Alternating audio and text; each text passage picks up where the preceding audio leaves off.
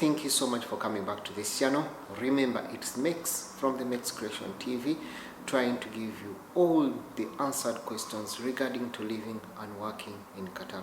Yes, most of you have been asking a lot of questions regarding how definitely can you take care of yourself when it comes to living and working in Qatar. Yes, there is a lot of varying questions that we get through every single day.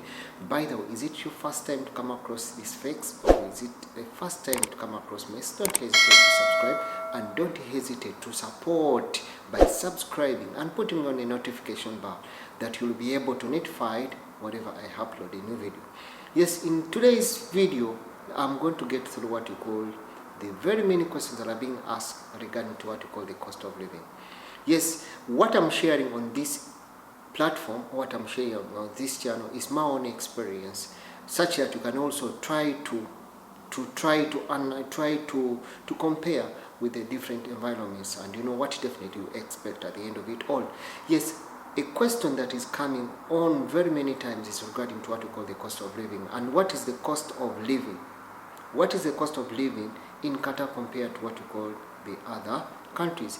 Yes, when you look at Qatar itself, sincerely speaking, Qatar has a very high cost of living compared to other countries in the Middle East, which we may say, Middle East, and also in what we call Asia compared. However, when we are talking about what we call the cost of living, it is initially going to depend on a few factors, and those few factors is going to be depend on what you call you as an individual.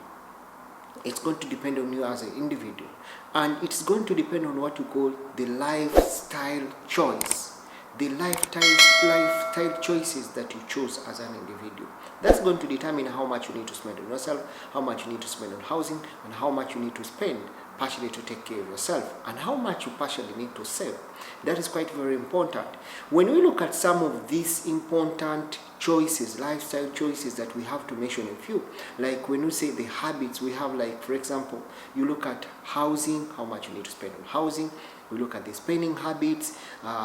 Definitely that is going to determine how much you need to spend and how much you need to save at the end of it all, or how much you need to have at the end of the month.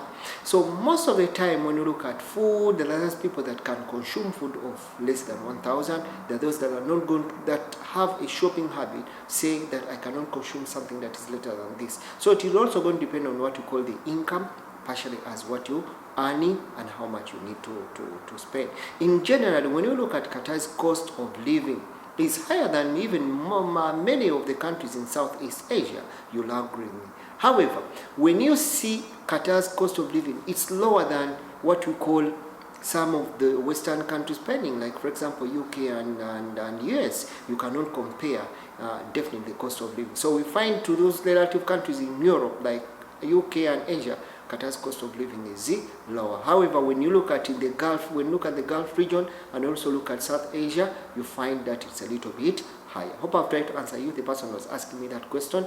But however, something that you need to put in mind is that it's going to depend on what kind of choices you have. The consumption choices, the spending choices in general is going to determine how much you need to save, how much you need to spend on yourself.